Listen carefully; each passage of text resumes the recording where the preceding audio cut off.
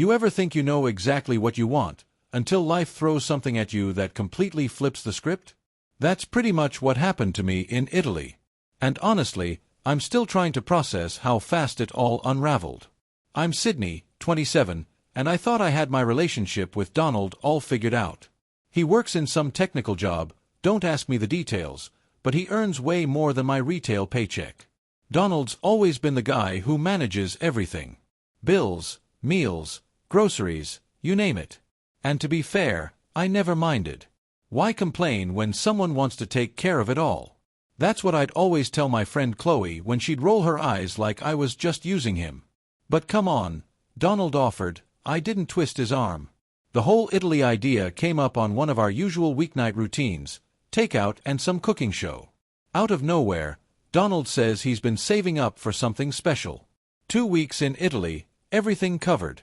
Just the two of us in Rome and Florence. My first thought wasn't romantic getaway. Honestly, it was relief.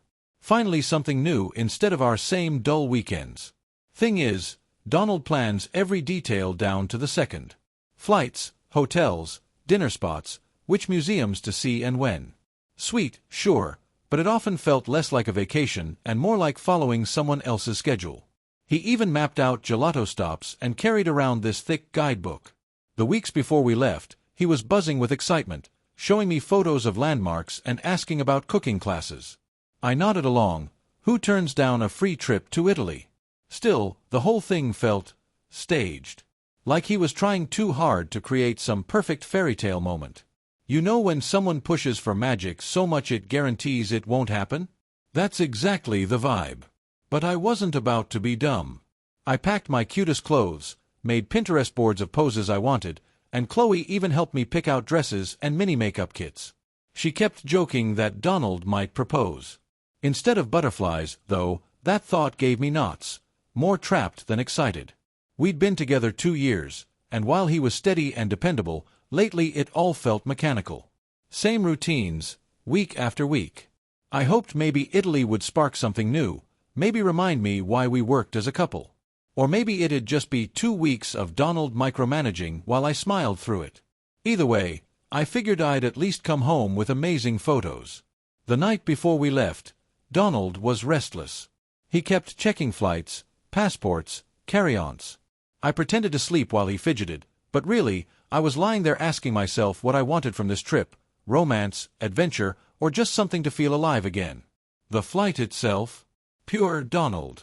Organized boarding passes, pre-packed snacks, knew every terminal by heart. I scrolled TikTok and dozed while he highlighted pages in his guidebook. Landing in Rome was a rush, though. Not because of him, but because I was somewhere completely new. The hotel was lovely, with views of narrow old streets. That first walk around the city was breathtaking. The architecture, the atmosphere, the energy. But Donald slipped right into tour guide mode, reading facts off his phone at every landmark. Sweet, but exhausting. Dinner that night was in a cozy place he'd found online. The food was amazing, and for a second, I thought maybe this trip would fix things. But then I looked around and saw couples just laughing, enjoying each other naturally. With us, every silence had to be filled with facts. It made me realize how forced things felt. The next few days? Vatican, Colosseum, Trevi Fountain, every highlight you'd expect. Gorgeous, yes, and the photos turned out perfect, but I couldn't shake the sense that I was experiencing Rome through Donald's itinerary instead of my own eyes.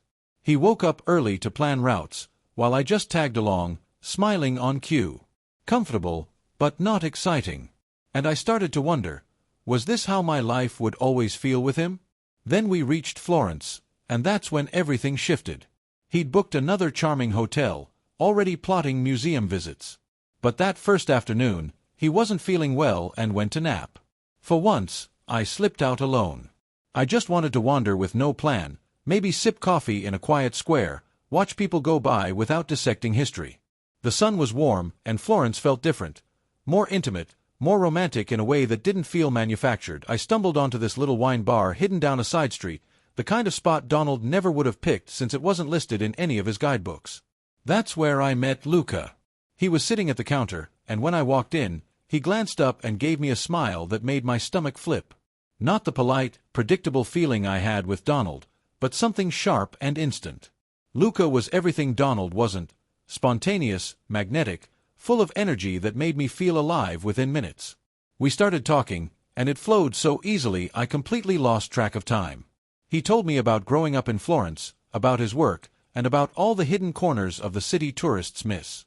But more than what he said, it was how he listened. For once, I felt interesting, not just someone tagging along with another person's plans. When I finally checked my phone, I realized I'd been gone 3 hours. Donald had texted twice, wanting to know where I was and when I'd be back. The difference between Luca's effortless attention and Donald's anxious check-ins hit me hard. Here was someone who made me feel fascinating and new, while back at the hotel was someone who needed constant updates about my whereabouts. I told Luca I had to get back to my boyfriend, and the flicker of disappointment in his eyes made my chest ache. He asked if I'd meet him again tomorrow, and even though I knew I shouldn't, I heard myself saying yes. Walking back, I felt dazed, already counting down the hours until I could see him again. Donald was waiting when I returned, relieved but trying not to smother me. He'd already chosen a dinner spot and mapped out the evening, but suddenly all his careful planning felt suffocating instead of thoughtful. How was I supposed to sit through small talk about museums when Luca was all I could think about? That night, lying next to Donald while he slept soundly, I stared into the dark and finally admitted something I'd avoided for months. I wasn't happy. Not truly. I was secure, looked after, but not thrilled about life with him. Meeting Luca had cracked something open. The next morning Donald wanted to tour the Uffizi, but I faked a headache and told him I needed rest. He immediately offered to skip it to take care of me, which only made me feel worse for lying. But I couldn't resist. I needed to see Luca again. We met at another cafe and ended up talking for hours about everything: dreams, travel, what made us feel alive. He asked questions that forced me to really think about what I wanted, not what was safe. When the subject of Donald came up, I admitted I often felt trapped in comfort rather than living a real life. Luca didn't push me to leave him or suggest anything manipulative. He just listened, and that alone made me feel more understood than I had in years. When he leaned in and kissed me, it felt like waking from a long sleep. It was electric, unexpected, and completely different from Donald's routine affection. I knew it was wrong, but I didn't care. For the first time in years, I felt truly alive. That afternoon we wandered through hidden alleys and quiet squares, laughing and connecting in a way that felt natural, not forced. The rest of the trip turned into a strange double life. Mornings and evenings with Donald, dutifully following his itinerary, afternoons sneaking away to see Luca. Each time with him made it harder to slip back into Donald's world, which felt more like wearing clothes that no longer fit. Luca never pressured me, but he did ask what I'd do once I was home. The question scared me, because I didn't know. I couldn't see myself going back to the routine with Donald, but I also couldn't imagine throwing everything away for someone I'd known less than a week. On our final day, Donald had organized a big romantic evening: fancy dinner, sunset walk, the works. But all I could think about was how in 24 hours I'd be back on a plane, leaving Luca behind forever. The panic was overwhelming. That's when I made the choice that changed everything. I told Donald I wanted to extend my trip, to stay in Italy longer and figure out what I really wanted. I didn't mention Luca, but I was clear: I needed space to think about our relationship without him hovering and managing everything. The look on his face broke me. He kept asking what he'd done wrong, why I was suddenly unhappy when everything had seemed fine. And that was the point: everything with Donald was always just fine. Never thrilling, never surprising, just safe. When he realized I was serious, that I wasn't just having a mood but actually choosing to stay behind, something in him shifted. For the first time in 2 years, he looked at me like he didn't know me. I expected him to argue, to fight for us, to refuse to go. Instead, he went silent and started checking flight changes on his phone. The next morning, he told me he wouldn't be paying for my extended stay or covering my flight back. If I wanted independence, then I should be financially independent too. I was stunned. That wasn't the Donald I knew, the one who always handled everything, who smoothed things over to keep me comfortable. This version of him was cold, almost unrecognizable. But I was too wrapped up in my dream with Luca to really absorb it. The next morning, he left for the airport alone. I watched him walk away with this strange mix of relief and fear, knowing I'd just destroyed the most secure relationship I'd ever had for something that might only be a vacation fantasy. But even through the fear, I felt more alive than I had in months.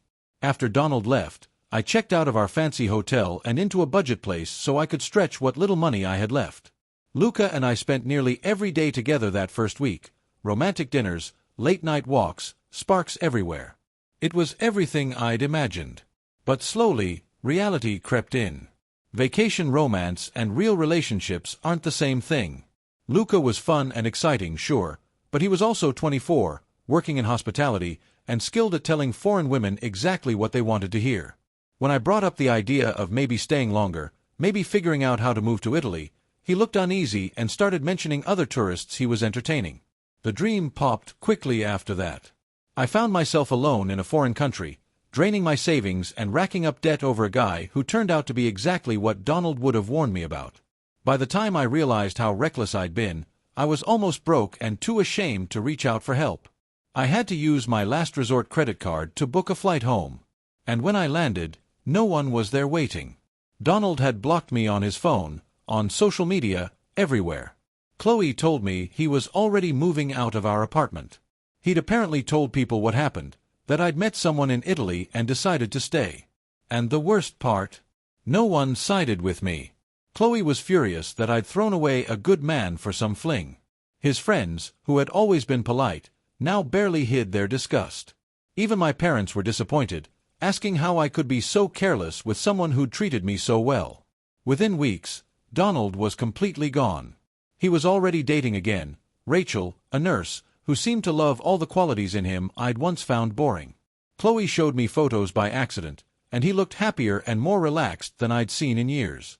Watching him move forward while I was stuck picking up the pieces hurt more than I expected. I thought maybe he'd reach out, maybe we'd talk, or at least get closure. But he erased me. Our 2 years together were nothing compared to my 1 week of betrayal. And here's the twisted part. I actually got angry at him for not fighting for us. How could he just replace me so quickly? Where was the effort to save what we had? It felt like he'd been waiting for an excuse to trade up, and I'd handed it to him. I even tried reconnecting through mutual friends, but his answer, through Brian, was final. What I'd done was unforgivable. He was happier without me. 8 months later, I'm still at my parents' house, back at my same retail job, and watching Donald live the life he once tried to build with me, but this time with her. They travel, they laugh, and their photos look effortless in a way ours never did. The hardest part was realizing the issue had never been Donald. It had been me. His planning wasn't controlling, it was him being thoughtful. His consistency wasn't boring, it was steady. His willingness to pay wasn't weakness, it was his way of loving. And Rachel seemed to see all of that clearly. Last month they got engaged. Simple, elegant, perfect. The comments online were full of congratulations. I wanted to sneer, tell myself she was settling for the same dull man I'd outgrown. But looking at the pictures, they just looked right together. Genuinely happy in a way we never were. And that's when it hit me, the real problem had always been me. I'd spent 2 years with a man who loved me, wanted to build a life, and I threw it away chasing excitement. Now he's giving everything I took for granted to someone who deserves it. Meanwhile, I'm nearly 30, broke, and rebuilding from scratch. The cruelest truth. I'm not even sorry about what I did in Italy. I'm only sorry I got caught. Sorry Donald found out and left. But deep down, I know I'd have sabotaged us eventually. I wanted both, his security and Luca's excitement. When I couldn't have both, I chose chaos. Now I have nothing. And I'm learning that starting over at this age isn't glamorous. It's exhausting. Maybe someday I'll meet someone who gives me both adventure and stability, but honestly, I doubt it. Men like Donald don't give second chances to women like me. I had my shot at real happiness, and I traded it for a fantasy. That's the real story of Italy. Not a romantic comedy where the girl follows her heart and wins, but a cautionary tale about what happens when you throw away something good, thinking there's always something better waiting.